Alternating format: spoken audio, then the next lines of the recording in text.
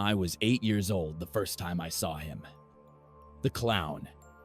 Not the kind you see at birthday parties, with balloon animals and silly pratfalls. He didn't have the bright, cheerful colors. His costume was black and deep maroon, patterned like wilted roses, and his painted grin was too wide, stretching across his face as if his skin had been pulled and pinned there. I remember the sound before I saw him. A wet, squeaky breath, followed by the slow creak of leather shoes bending against asphalt.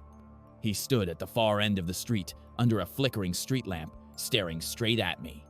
I froze, clutching the handlebars of my bike, my stomach hollowing out. And then, without moving his head, he raised his arm and pointed at me. I went home and told my father. He laughed it off, said maybe it was a neighbor in a costume, but I noticed he locked the door that night. Years passed. I didn't see him again. Not until last month. I'm 35 now. My father's been gone for years. My life an unremarkable sequence of work, rent, and sleep. That night, I was driving home late, the sky oily black, when my headlights passed over something on the shoulder. A figure. The clown. The same maroon and black costume. The same impossibly wide grin. The paint didn't crack, didn't age. His skin looked like porcelain under the face paint, smooth and perfect, but wrong, like it had been stretched too tight over something else. I slammed my brakes. My car idled on the empty road. The clown stood still, head tilted, hands limp at his sides. I told myself it was a coincidence, a street performer, some sick prank. But my heart was battering against my ribs, and I couldn't look away. He stepped forward. Not a normal step, more like a glide, his foot planting down with a rubbery squeak that sounded far too loud in the night air. I threw the car into gear and drove. I didn't tell anyone. Who would believe me? I barely believed it myself. But he started showing up more often. At first, far away, a shadow on the far end of a crosswalk, a smear of red and black behind a bus stop shelter. Then closer, standing outside my office window at dusk, in the reflection of the glass doors at my apartment building. Last night I heard him. I woke to a faint honk, not like a car horn, a clown's bulb horn. It came from the hallway outside my apartment. My heart rattled. I didn't move, didn't breathe. And then slowly, the sound of shoes dragging across the carpet. Squeak, step, squeak, step. The sound stopped at my door. I stared at the shadows under the crack. For a moment, nothing. Then, a round red balloon slid underneath. It bounced. Once.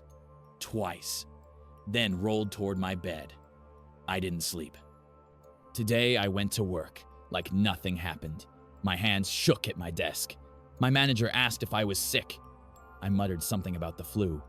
I spent the day glancing over my shoulder, feeling that grin somewhere just beyond sight. When I came home, the balloon was still in my bedroom. I thought about popping it, but I couldn't touch it. It felt like it would pop itself the moment I did, and whatever was inside would spill out. It's midnight now. I keep hearing him. Not in the hall. Inside. There's a wet, squeaky breathing from the corner of my room. I can't look. My eyes are locked on my phone screen. If I look, he'll know I've acknowledged him, and I think that's what he wants.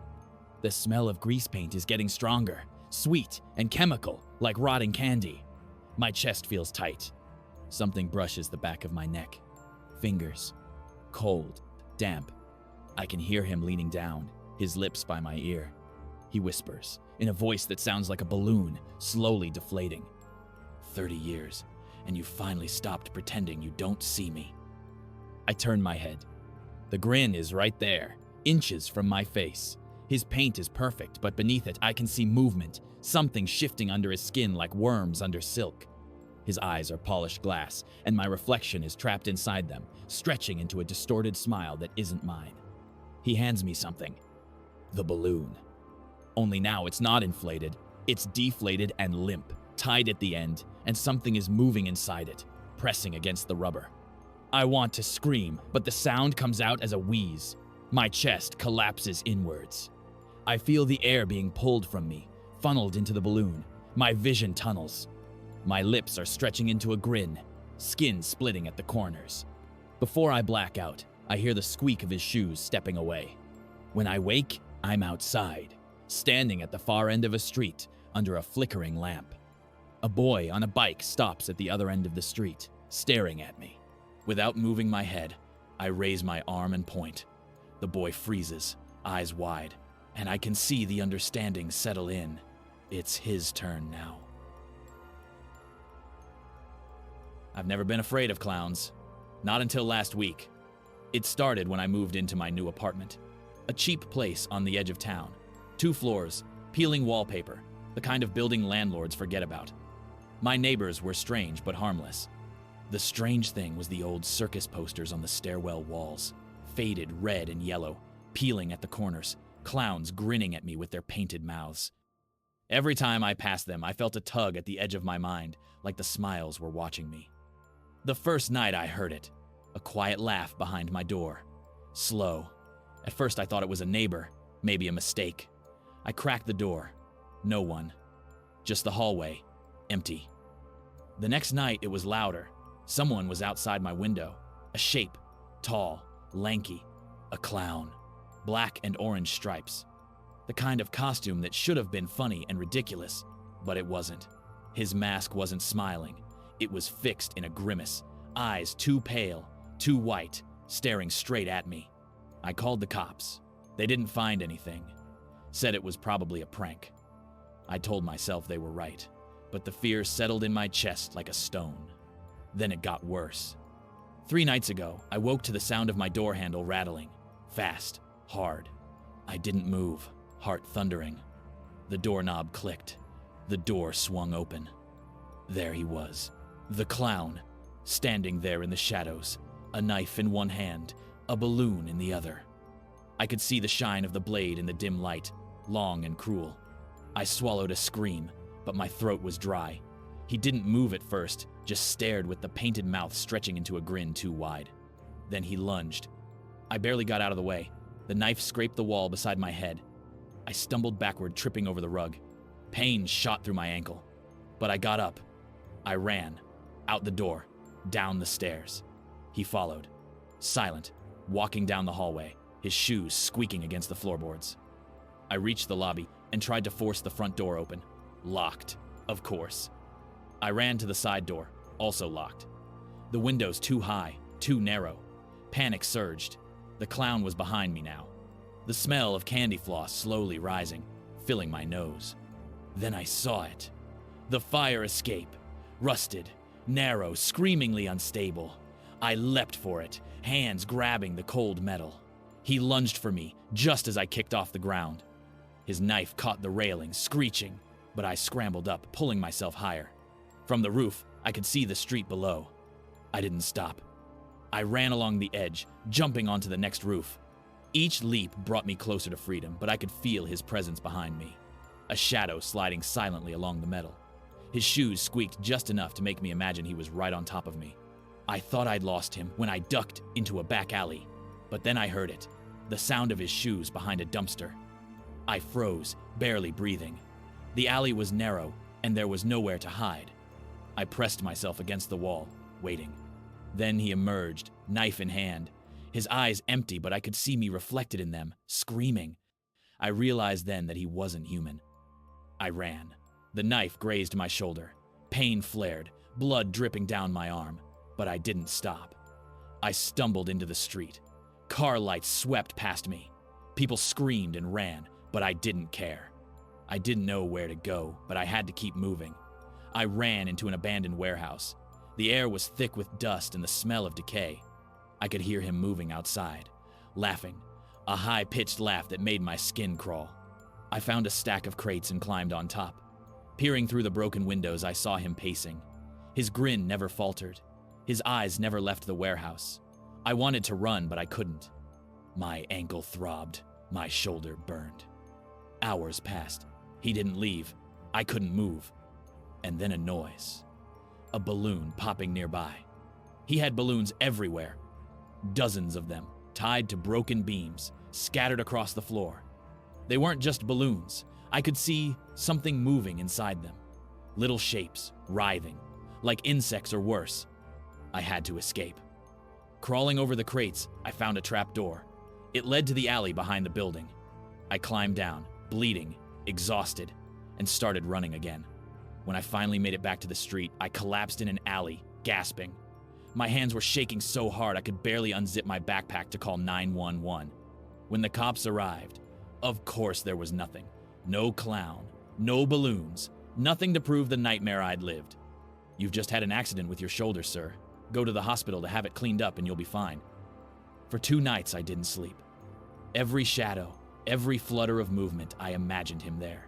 And then last night, when I finally thought maybe I was safe, I got a text. No number, just a single line. "Nice escape, but the show isn't over." I want to believe it's someone pranking me. I want to, but I know better. Every time I blink, I see that grin. And I hear it in my head, the sound of his shoes, the scrape of his knife. Tonight, I've packed a bag by the door. I'm leaving the city before sunrise. Anywhere. Just anywhere. But as I listen to the silence, I know he's already on the rooftops above me, waiting for the next scene. And when the shadows stretch long enough, he'll find me again. I glance out the window one last time. A balloon floats past, black and orange, tied to nothing. And I hear a whisper behind me, soft but sharp. "Your turn to play." I've always hated clowns. Not the harmless party kind that make children laugh. I mean the ones that lurk in nightmares, the ones that make your skin crawl without moving. I never understood it. Until last week. It began on a shortcut I took walking home from work. I thought I knew every corner of that route. The wind rattled trash cans, the streetlights flickered like dying fireflies. And then I saw him. A clown, standing motionless beneath a weak, buzzing streetlight. His costume, red and yellow, was filthy, ripped at the knees, smeared with dark stains. His face paint wasn't neat. It had run, smeared across skin like it had been wiped by something wet and grim. He didn't move. I rationalized it. Maybe a drunk street performer. Maybe a mannequin discarded in the alley. But my gut twisted in fear. My instinct screamed to leave. I walked faster. Every glance over my shoulder revealed him closer, though he didn't appear to walk. He was sneaking closer, silent and precise. By the time I reached my apartment, I was shaking, keys fumbling in my hand. I locked the door and leaned against it. But that night, the thuds started. Light, testing the glass of my third-floor window. No one should have reached it, and yet it came. Slow, almost patient. I pressed my back to the wall, muscles rigid. Then, silence. Relief? No. The stillness screamed that he hadn't left. He'd been waiting, watching. The next evening, he was there again, waiting at the end of the street with a large candy cane in hand. He didn't move aggressively. He didn't need to. He was patient, calculating, waiting for the exact moment I faltered. I ran, zigzagged down alleys, jumped over trash bins, but I didn't stop. I could feel him behind me, closer than I could imagine. Every glance froze me. His solid white eyes stared through me, always calculating. I lost my footing once. He was there with his cane raised. I rolled into the shadows, narrowly escaping death. I found temporary refuge in a convenience store. The clerk blinked at me, disheveled, bleeding, panic-stricken. I tried to explain, but the words sounded meaningless, frantic. I peeked outside. Empty street. Relief. But I knew it was temporary. The night swallowed him, but he had not vanished. He was always there. I barricaded myself in my apartment, checked locks, windows, even vents. My apartment became a fortress, but futilely. That night, I found a note slipped under my door. Thick red marker, jagged letters. "You can't hide. I will always find you." Every shadow, every creak, every whisper of wind became him. Red and yellow moving at the edges of vision. Scratching, tapping, whispers. He was there, always. My phone's battery drained instantly when I tried calling help. The world seemed to conspire to leave me alone with him. I began leaving home in the daytime, thinking maybe light could protect me, but he stalked me there too. At the park, at the corner store, across the street, always at a distance, but always visible. I could feel him. I could hear the subtle scrape of the candy cane, now obviously made of metal.